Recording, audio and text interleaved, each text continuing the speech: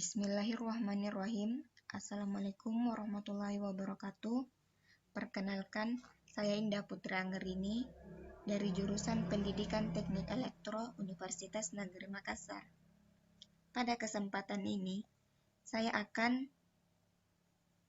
menjelaskan dasar-dasar sistem pembumian, di mana poin-poinnya ada 6. Yang pertama yaitu petir dan pengaruhnya terhadap kelistrikan. Yang kedua yaitu muatan statis dan kebutuhan pengikatan. Yang ketiga yaitu elektroda arda dan faktor yang memengaruhi. Yang keempat yaitu kebisingan di sirkuit pensinyalan dan langkah perlindungannya. Yang kelima yaitu perlindungan lonjakan peralatan elektronik. Yang keenam yaitu sistem UPS dan perannya dalam peningkatan kualitas daya. Nah, yang pertama yang akan saya jelaskan yaitu petir dan pengaruhnya terhadap kelistrikan. Bisa dilihat pada slide ini bahwa petir merupakan hasil pengembangan sel-sel berpotensi tinggi dalam sistem cloud sebagai sebuah hasil dari akumulasi muatan dan akibat pelepasan antar sel yang membawa muatan lawan atau ke tanah. Perbedaan potensial yang tinggi menyebabkan ionisasi udara antara sel-sel ini dan tanah yang kemudian menjadi konduktif dan memungkinkan ledakan singkat arus yang sangat tinggi untuk mengalir, mengakibatkan pembuangan akumulasi seketika. Biasanya, sambaran petir pertama memungkinkan banyak sambaran lebih lanjut di sepanjang waktu yang sama jalur, ketika muatan dari sel awan terdekat juga mengalir melalui tanah. Sambaran petir ke tanah biasanya melibatkan beberapa bangunan atau benda tinggi seperti sebuah pohon, sementara pukulan pada struktur konduksi yang memberikan jalur jarak sangat rendah ke tanah tidak mengakibatkan kerusakan besar. Akibatnya, menjadi bencana kasus struktur yang tidak sepenuhnya konduktif. Kerusakan terjadi terutama karena pemanasan ekstrim yang terjadi karena arus tinggi yang mengalir melalui benda.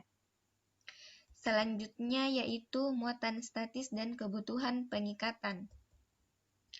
Jenis mesin non-listrik tertentu dapat menyebabkan penumpukan muatan statis selama mesin tersebut operasi, dan muatan ini terakumulasi di permukaan bagian peralatan.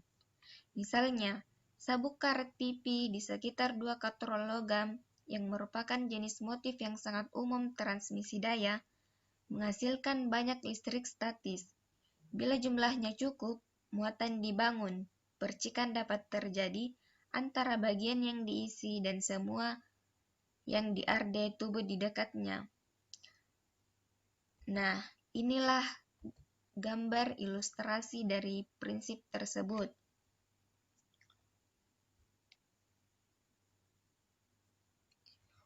Untuk gambar di bagian A, benda A memiliki muatan positif sementara tidak ada muatan di dekat benda B. Keduanya diisolasi dari tanah,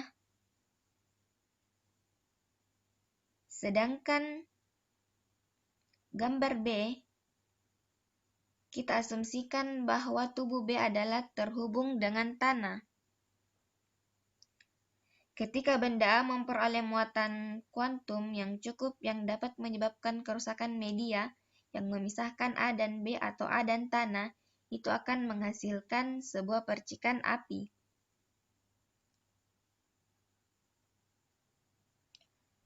Percikan semacam itu membawa energi yang cukup yang dapat menyebabkan ledakan yang berbahaya, lingkungan dan kebakaran jika bahan yang mudah terbakar terlibat.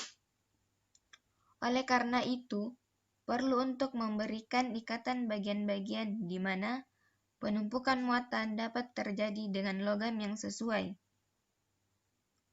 Koneksi ke bumi. Badan pengikat A dan B dengan kabel logam, konduksi menyebabkan muatan mengalir ke tubuh B. Hal ini menyebabkan muatan terus-menerus bocor ke dalam tanah bahwa penumpukan tegangan tinggi yang berbahaya seperti yang terlihat pada gambar C. Nah, selanjutnya yaitu elektroda Arde dan faktor yang memengaruhi. Beberapa jenis elektroda Arde menggunakan bahan yang berbeda. Konfigurasi fisik dan desain digunakan secara luas dan biasanya mengikuti standar lokal yang mengatur instalasi listrik. Dalam kebanyakan standar, batang logam didorong ke tanah, kedalaman di mana kelembaban yang memadai tersedia di tanah sepanjang tahun dalam kondisi basah dan musim kemarau. Direkomendasikan untuk digunakan sebagai elektroda Arde.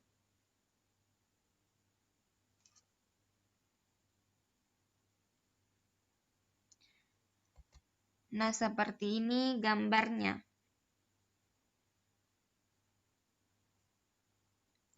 Dalam kebanyakan standar,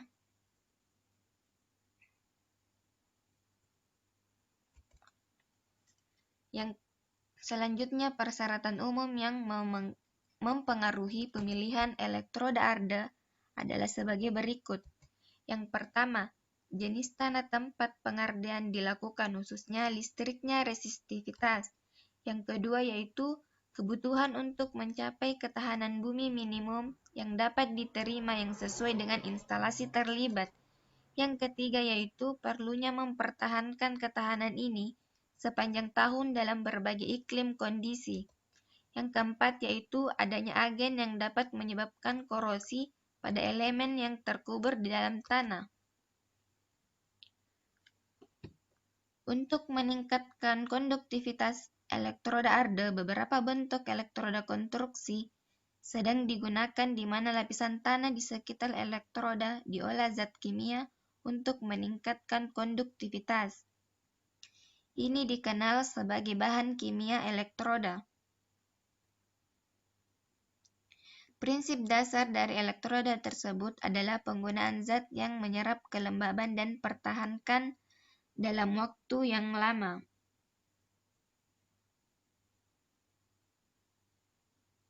Seperti yang terlihat pada gambar berikut. Selanjutnya, kebisingan di sirkuit pensinyalan dan langkah perlindungannya. Kebisingan dalam komunikasi dan sirkuit pensinyalan adalah masalah yang membutuhkan pertimbangan yang cermat saat merencanakan dan memasang sistem. Kebisingan dapat disebabkan oleh praktik pembumian yang tidak tepat. Ini mungkin juga timbul dari lonjakan karena penyebab eksternal atau internal dan oleh gangguan dari sirkuit terdekat lainnya. Pembumian yang salah dapat menyebabkan kebisingan karena loop tanah. Seperti yang terlihat pada gambar ini, A dan B adalah dua sistem pemrosesan data elektronik dengan koneksi komunikasi. C di antara A dan B adalah kabel dengan layar logam yang diikat ke selungkup A dan B. A dan B diardekan ke sistem pentanahan gedung di titik G1 dan G2.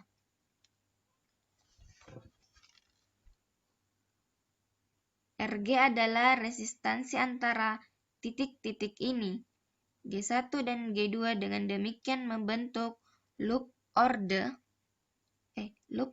dengan kabel layar dan arus apapun di bus ground antara G1 dan G2 menyebabkan arus mengalir melalui layar kabel komunikasi. Pada gilirannya, menghasilkan sinyal palsu dan oleh karena itu dapat merusak.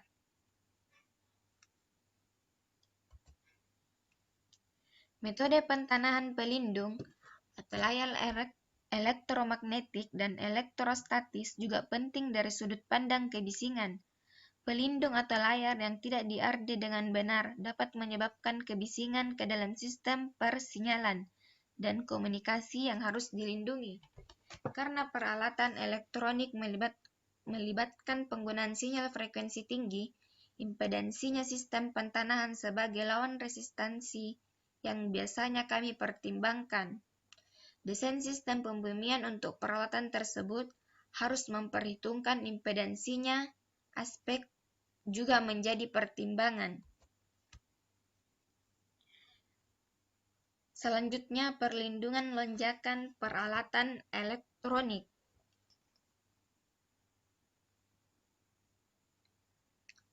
Peralatan elektronik sering bekerja dengan tingkat daya dan tegangan yang sangat rendah untuk kontrol dan komunikasinya dan tidak dapat mentolerir tegangan atau arus berlebih yang kecil sekalipun.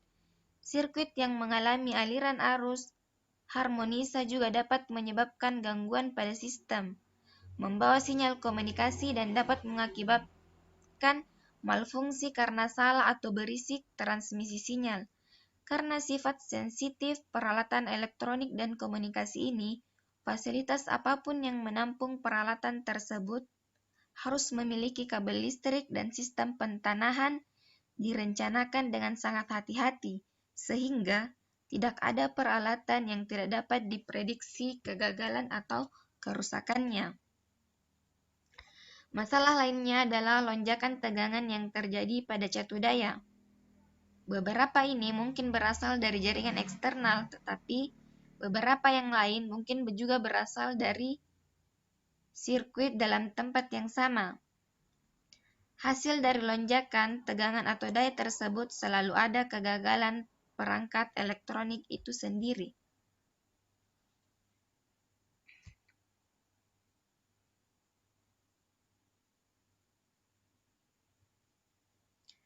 Seperti gambar di samping,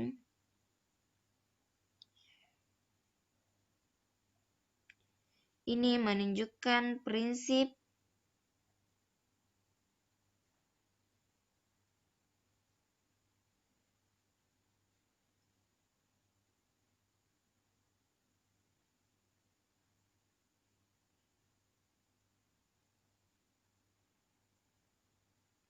setiap pemasangan dapat dibagi menjadi berbagai zona tergantung pada tingkat keparahan lonjakan ke peralatan mana di zona tersebut dapat dikenakan. Yang terakhir yaitu sistem UPS dan perannya dalam peningkatan kualitas daya. Sistem ini memiliki beberapa bentuk perantara penyimpanan energi yang memungkinkan alternator melaju melalui gangguan sistem tenaga dan juga menyediakan energi yang dibutuhkan untuk menghidupkan mesin. Namun, sistem UPS yang diberi makan inverter statis memperoleh daya siaga dari penyimpanan baterai adalah jenis sistem yang paling umum digunakan. Dalam sistem saat ini, sistem UPS elektronik, elemen switching, dan transistor bipolar gerbang terisolasi atau IGBT digunakan untuk keuntungan. Selain menyederhanakan rangkaian switching, mereka juga mengizinkan inverter untuk beralih pada frekuensi yang sangat tinggi.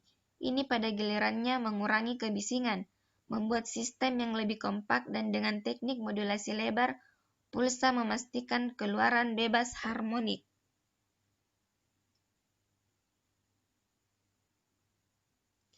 Nah, itulah penjelasan mengenai sistem pembumian terkait dari 6 poin tersebut. Nah, demikianlah. Assalamualaikum warahmatullahi wabarakatuh.